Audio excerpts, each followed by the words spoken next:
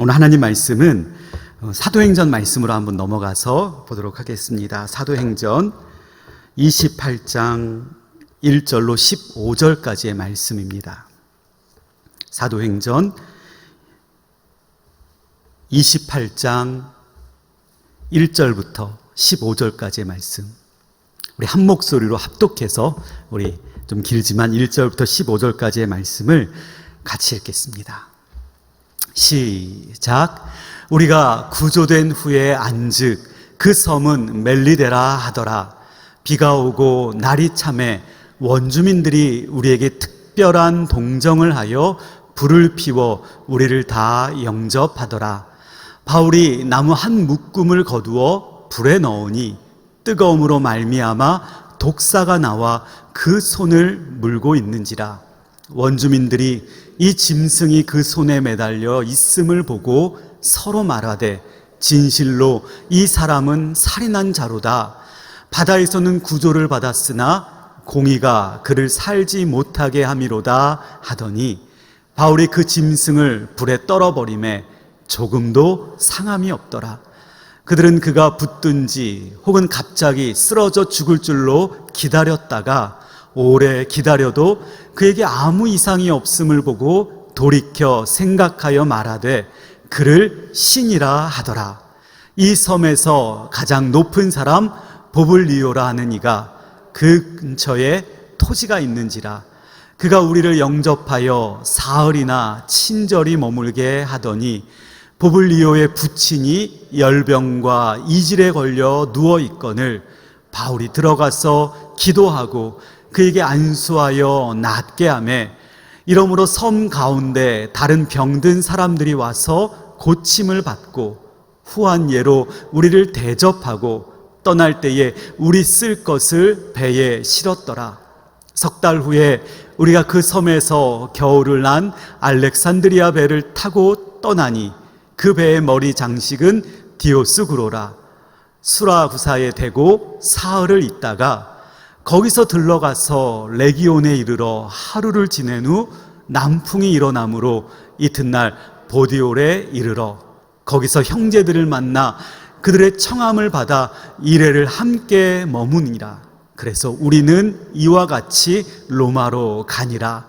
그곳 형제들이 우리 소식을 듣고 아비오 광장과 트레이스 타베르네까지 맞으러 오니 바울이 그들을 보고 하나님께 감사하고 담대한 마음을 얻으니라. 아멘. 오늘 본문 말씀을 가지고 하나님께 감사하고 담대한 마음으로 라는 제목으로 여러분과 함께 말씀을 나누고자 합니다. 여러분 감사하고 계십니까?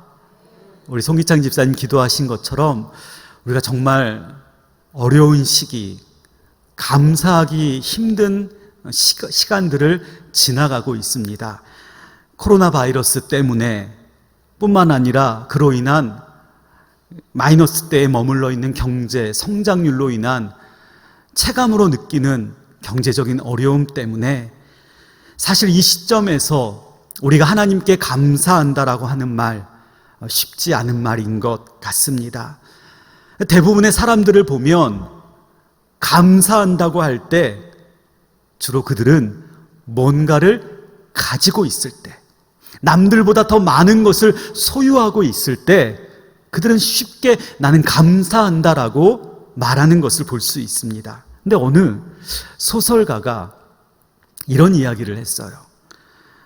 자신은 의식적으로 숨을 쉴 때, 호흡을 할 때, 여러분 숨은 두 가지가 있죠? 들이쉬는 쉼, 뭐라 그러죠? 들숨이라고 하죠. 내뱉는 숨, 그걸 뭐라 그러죠? 날숨이라고 하죠. 근데 이 소설가는 지금까지 이 들숨과 날숨 중에 가만히 자기가 자기의 숨 쉬는 걸 살펴보니까 들이쉬는 숨이 더 길다라는 거예요. 그래서 이 들숨과 날숨 중에 자기는 들숨, 즉 자신의 폐에 신선한 공기로 가득 채우는 이 들숨이 더 중요하다라고 생각을 했다는 겁니다. 그런데 어느 요가 강사가 이런 말을 했다는 거예요. 사람들은 대개 들숨을 생의 기본이라 생각합니다.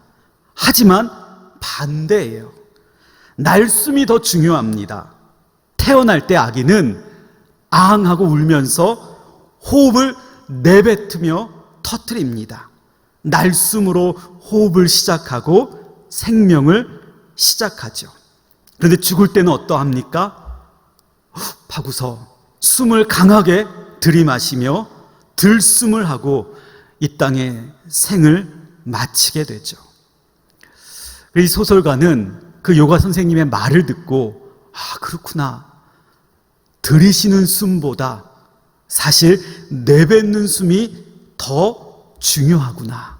그래서 들이쉬는 것보다 내뱉는 숨에 더 신경을 써야, 날숨을 더 길게 해야, 그렇게 호흡을 해야 우리 몸이 건강을 유지하게 된다는 것을 깨달았다고 그렇게 이야기를 하는 것을 보았습니다. 여러분, 그렇죠? 단순히 숨을 쉬는 것만이 아닌 것 같습니다. 이 이야기를 감사에 적용해 보면 어떠합니까? 많은 사람들이 들이키는 숨, 즉 들숨처럼 더 많이 가지고, 더 많이 소유하고, 더 많이 누릴 수 있으면 감사할 수 있다고 말합니다. 반대로 내가 지금 가진 게 없고 별로 누리는 게 없으면 사실 감사하지 못하다고 말을 합니다. 그런데 오히려 날숨처럼 내 안의 것을 비워낼 때 오히려 더 진정한 감사가 나오는 것은 아닐까요? 여러분, 우리가 비워내야 할 것이 무엇입니까? 혹시나 더 갖고 싶어하는 욕심이 아닙니까? 남들보다 더 누리고 싶어하는 탐욕이 아닙니까? 그 모든 것들을 비워낼 때에 비로소 우리는 진정한 감사를 할 수 있는 것 아닐까, 그런 생각을 해봤습니다. 참 힘든 시간들을 지나가고 있는데 내가 가진 것이 없다고, 내가 누리는 것이 별로 없다고 불안해하거나 불평하는 것보다는 오히려 내 안에 있는 것들, 우리 하나님이 원치 않으시는 것들을 비워냄으로 인하여 더욱더 감사의, 진정한 감사의 고백을 드릴 수 있는 저와 여러분들 모두가 되었으면 좋겠습니다. 오늘 말씀을 통하여 진정한 감사란 무엇일까? 오늘 말씀을 통해 우리 한번 묵상해 보도록 하겠습니다. 오늘 본문 말씀, 우리 마지막으로 읽었던 15절 말씀 있죠? 우리 그거 다시 한번 우리 15절 말씀을 읽어보도록 하겠습니다. 시작. 그곳 형제들이 우리 소식을 듣고 앞비오 광장과 트레이스 타베르네까지 맞으러 오니 바울이 그들을 보고 하나님께 감사하고 담대한 마음을 얻으니라. 여러분, 그가 누구일까요? 로마까지 온 그가 바로 누구입니까? 바울입니다. 바울이 드디어 로마까지 왔어요. 그런데 그 가만히 보면 쉽게 온 것이 결코 아니었다는 거죠. 우리가 읽었던 28장 앞장인 27장을 보면 무려 14일 동안이나 풍랑이 불어닥칩니다. 그 풍랑으로 인하여 배가 깨어지고 맙니다. 그리고 그 배에 타고 있던 276명의 사람들이 모두 물속에 수장되어야 할 위험에 처하게 됩니다. 그런데 바로 그런 위험 속에서 바울은 역사하시는 그 하나님의 손길을 경험하게 되는 겁니다. 그래서 마침내 그가 로마에 오게 되었을 때에 여러분, 그의 마음이 어떠했을까요? 정말 그렇게 간절히 바라고 원하던 로마에 오게 되었는데 그의 마음은 어떠했을까요? 좋기도 했겠지만 한편으로는 불안하기도 했을 거예요. 왜냐하면 지금 그의 신분은 죄인이었습니다. 자유인으로 온 것이 아니라, 마음껏 복음을 전할 수 있는 사람으로 온 것이 아니라 죄인의 신분으로 로마에 압송되어 왔다는 거예요. 그런 그를 오늘 15절 말씀에 보니까 누가 맞이합니까? 그곳에 형제들이다 말씀합니다. 함께 주님을 믿는 믿음의 사람들이요, 믿음의 동지들이었다는 거예요. 그들이 바울이 온다는 소식을 듣자 바울을 맞이하기 위해, 바울을 환영하기 위해서 그 소식을 듣고 앞비오 광장 그리고 트레이스 타베르네라는 지역까지 맞으러 왔다는 거예요. 근데 사실 이 지역이 로마에서 65km나 떨어진 곳이에요. 정확히 말하면 로마라 말할 수 없는, 아니 로마에서 멀리 떨어진 그 지역까지 바울을 맞이하러 왔다는 것입니다. 사실 대단한 환영이 아니겠어요? 여러분, 저와 여러분들이 어딘가를 갈 때 65km나 미리 나와서 우리를 맞이할 사람이 누가 있겠어요? 그런데 지금 바울은 그의 믿음의 동역자들이, 그의 믿음의 동지들이 그를 맞이하고 그를 환영하고 그에게 용기를 주고 그에게 정말 환영하기 위해서 이렇게 대단한 환영을 보이고 있다는 겁니다. 바울이 그들을 보고 어떤 마음이었을까요? 고마운 마음도 들었을 겁니다. 너무나 기뻤을 거예요. 죄수의 신분으로 왔던 그의 불안한 마음이 이제는 좀 한결 마음이 놓였을 것이고, 그들을 보니까 담대한 마음도 생겼을 것이고, 또 그들을 보면 든든한 마음도 생겼을 것입니다. 그런데 오늘 15절 말씀에 보니까 바울이 그들을 보자 맨 처음에는 행동이 나옵니다. 그들을 보고 그들에게 고맙다고 말한 것이 아니었습니다. 그들이 여기까지 온 것을 보고 그들에게 감사하다고 말한 것이 결코 아니었다는 거예요. 무엇을 합니까? 누구보다 먼저 하나님을 찾았어요. 하나님께 감사하고 하나님께 감사함으로 말미암아 담대한 마음을 얻었다고 오늘 성경에 기록되어 있다는 것이죠. 여러분, 그렇습니다. 우리 믿음의 사람들에게 있어 진정한 감사, 그것은 무엇입니까? 하나님께 먼저 감사할 수 있어야 한다는 거예요. 내가 한 것이라고, 내가 잘했다고, 내가 칭찬받는 것이 아니라 누군가 도와줘서 내가 이만큼 했다고 그 사람을 찾아가 그 사람에게 감사하는 것도 아니라 모든 것이 하나님의 은혜이기에 그 누구보다도 먼저, 그 무엇보다도 먼저 하나님께 나아가 하나님께 감사의 고백을 드리는 것, 그것이 우리 믿음의 사람의 진정한 감사의 모습이다라는 것이지요. 바울은 이 모든 것이 하나님의 은혜인 줄 알았다는 겁니다. 그 은혜는 대충대충 그런 은혜가 아니었습니다. 너무나도 정확했고 너무나도 세밀한 하나님의 계획이었다라는 거예요. 오늘 우리 말씀 1절과 2절을 보면 어떤 하나님의 은혜인지를 우리가 알 수 있습니다. 우리 1절, 2절 같이 한번 읽어보겠습니다. 우리가 구조된 후에 안즉 그 섬은 멜리데라 하더라. 비가 오고 날이 참에 원주민들이 우리에게 특별한 동정을 하여 불을 피워 우리를 다 영접하더라. 바울과 그 일행, 200여 명이 넘는 그 일행들이 정말 가까스로 배에서 구조가 되어 그들이 도착한 섬이 있었습니다. 그 섬의 이름이 멜리데라라는 섬이었다는 거예요. 근데 여러분, 그냥 아무렇게나 그들이 이 섬에 온 게 아니었어요. 이 멜리데라는 이 섬의 이름의 원뜻이 뭐냐면 피난처다라는 거예요. 여러분, 믿으십니까? 이해가 되십니까? 아무 섬이나 갈 수 있었고 다른 이름의 섬에 갈 수도 있었는데 바울과 그 일행들은 어느 섬에 도착했다고요? 피난처에 도착했다고요. 그것만이 아닙니다. 배가 파손되었고 배 안에 있는 물건들 다 내버렸어요. 하나도 가져오지 못했습니다. 양식마저도요. 그리고 그들이 입고 있던 옷은 다 물에 젖었어요. 갈아입을 새 옷조차 그들은 없었습니다. 무려 276명이나 되는 엄청난 인원이 섬에 도착했는데 도대체 이 많은 사람들이 어떻게 살아가야 하는지 정말 그것이 문제였는데 그런 그들 앞에 누가 나타나요? 원주민들이, 그 섬의 원주민들이 나타난다는 거예요. 여러분, 우리가 흔히 영화를 보거나 소설을 보면 배가 난파를 당하고 가까스로 살아남은 선원들이 섬에 도착하면 누가 나타납니까? 그 섬의 원주민들이 나타나죠. 근데 그들이 어떻게 해요? 보통 칼이나 창을 들고 그 난파당한 선원들을 죽이려고 한다는 거예요. 어찌 보면 자신들의 터전에 무단으로 침입한 외지인들에 대하여 당연한 모습일 수도 있어요. 마을을 지키려고 하고 자신의 가족들을 지키려는 원주민들의 자연스러운 모습이 바로 적대적인 모습이라는 거예요. 그런데 오늘 말씀에 보니까 바울과 그 일행 앞에 나타난 이 원주민들은 그렇지 않았다는 겁니다.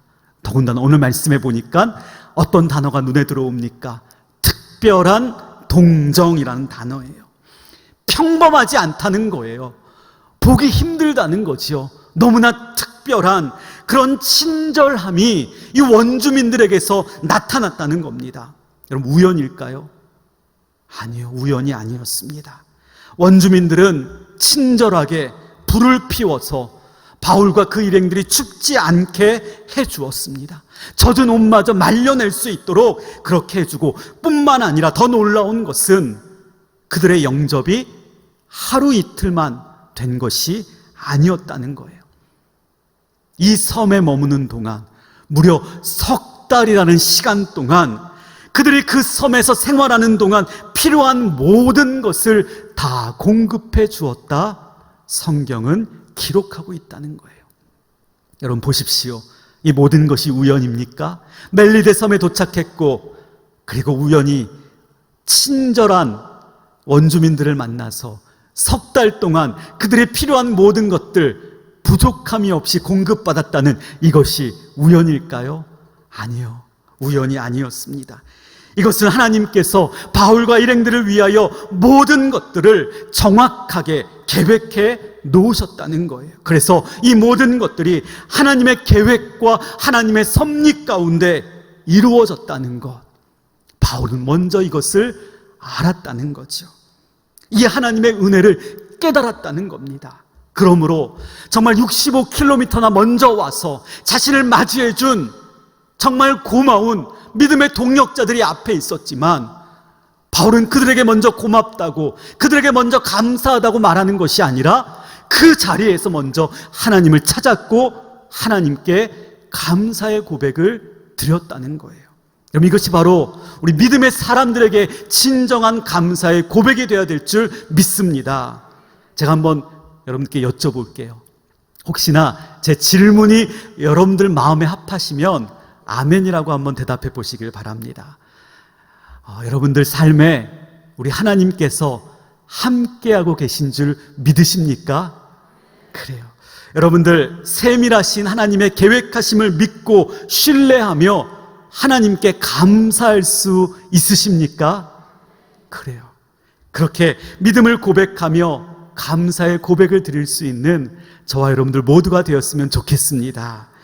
결론으로 오늘 말씀 3절부터 6절까지의 말씀과 또 7절부터 9절까지 말씀에 보면 이 두 가지 사건이 기록되어 있어요.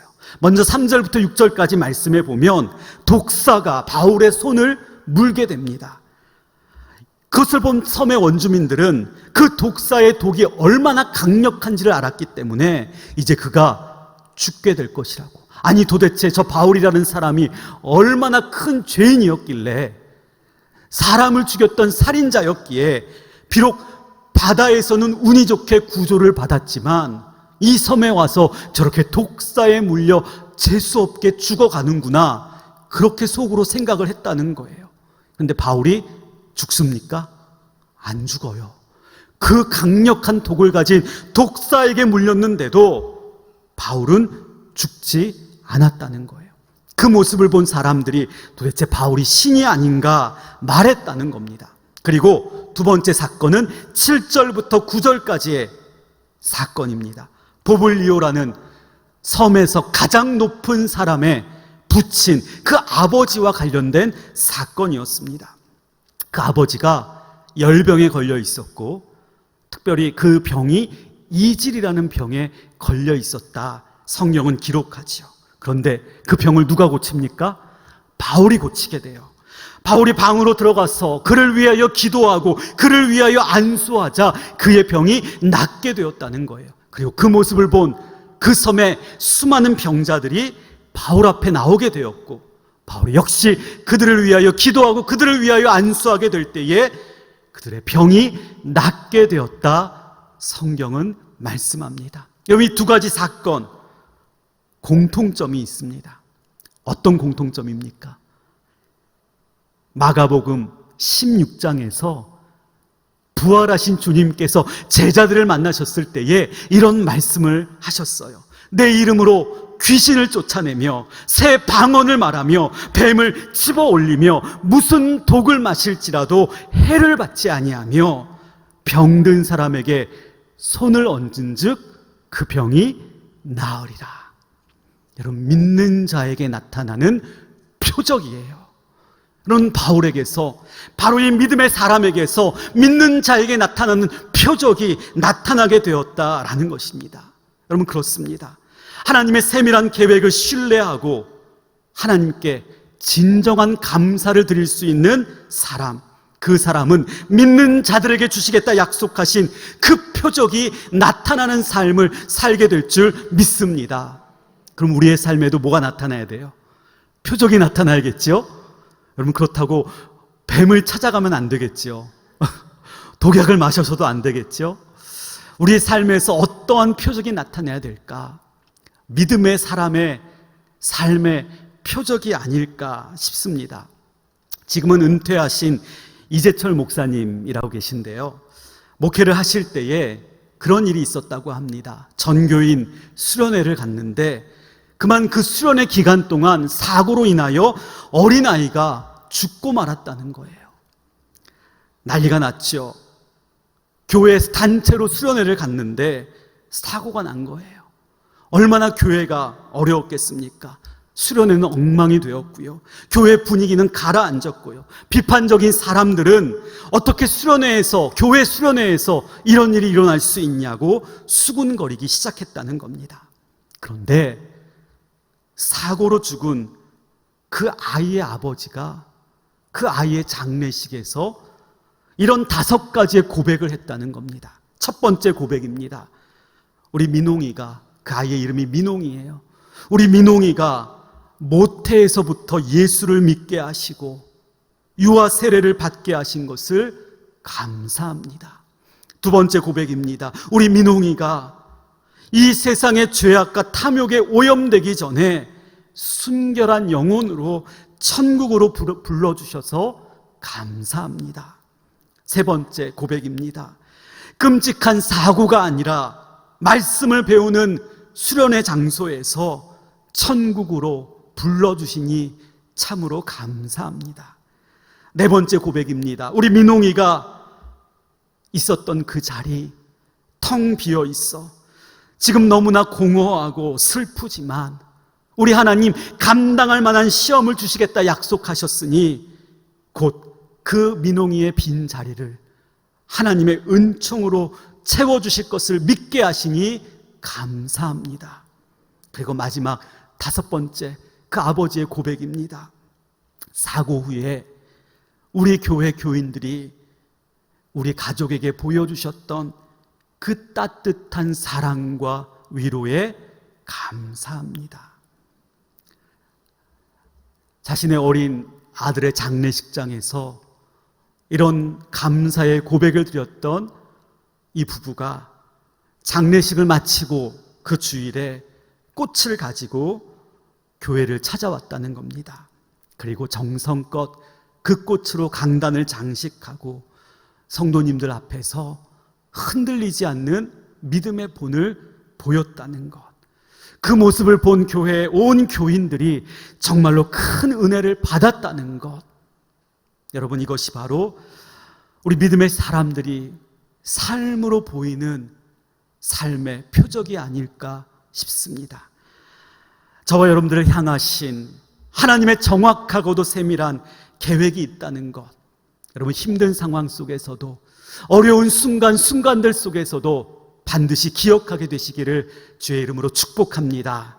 그리고 그 계획 가운데 마침내 하나님께 감사드릴 수 있는, 그래서 그 감사의 삶으로 날마다 믿음의 표적을 보이는 우리 믿음의 성도님들 모두가 되시기를 주의 이름으로 축원드립니다.